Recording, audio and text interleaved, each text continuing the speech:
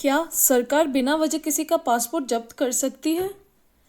और क्या देश के बाहर ट्रैवल करना भी एक फंडामेंटल राइट है? 1978 में सुप्रीम कोर्ट ने इस सवाल का हिस्टोरिक जवाब दिया। Hello everyone, this is me advocate Neetu Rathore और हम इस केस लॉ सीरीज को आगे बढ़ाते हुए आज समझेंगे Maneka Gandhi versus union of India के बारे में। 1977 में जर्नलिस्ट और एक्टिविस्ट मनेका गांधी को गवर्नमेंट की तरफ से एक नोटिस मिला।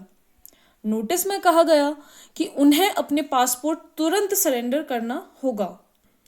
ये order ministry of external affairs ने पासपोर्ट्स एक्ट 1967 के सेक्शन 10 सब सेक्शन 3C के अंडर दिया था। मनेका गांधी ने गवर्नमेंट से पूछा कि पासपोर्ट क्यों लिया जा रहा है, लेकिन गवर्नमेंट ने रीज़न बताने से मना कर दिया और कहा कि ये पब्लिक इंटरेस्ट में किया गया है। इसके बाद मनेका गांधी ने सीधा सुप्रीम कोर्ट ऑफ इंडिया में पिटिशन फाइल कर दी। उन्होंने आर्ग्यू किया कि पासपोर्ट जब्त करना उनके फंडामेंटल राइट का वायलेशन है। उनका कहना था कि ये article 21 of constitution of India का वायलेशन है और article 19 clause 1 sub clause A और आर्टिकल 19 क्लॉज 1 सब क्लॉज जी को भी अफेक्ट करता है।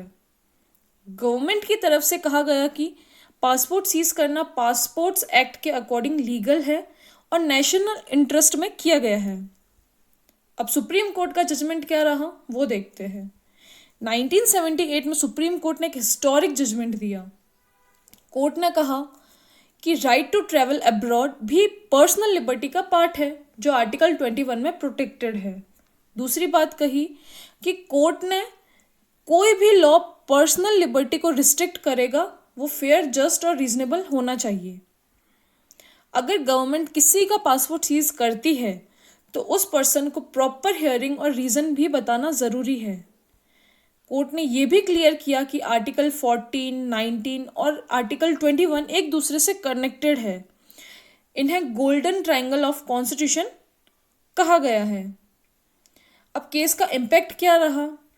इस जजमेंट ने आर्टिकल 21 की इंटरप्रिटेशन को बहुत वाइड कर दिया। इसके बाद सुप्रीम कोर्ट ने राइट टू लाइफ के अंदर कई नए राइट्स को इंक्लूड किया, जैसे राइट टू डिग्निटी, प्रिवेसी का राइट, ट्रैवल अब्रॉड का राइट।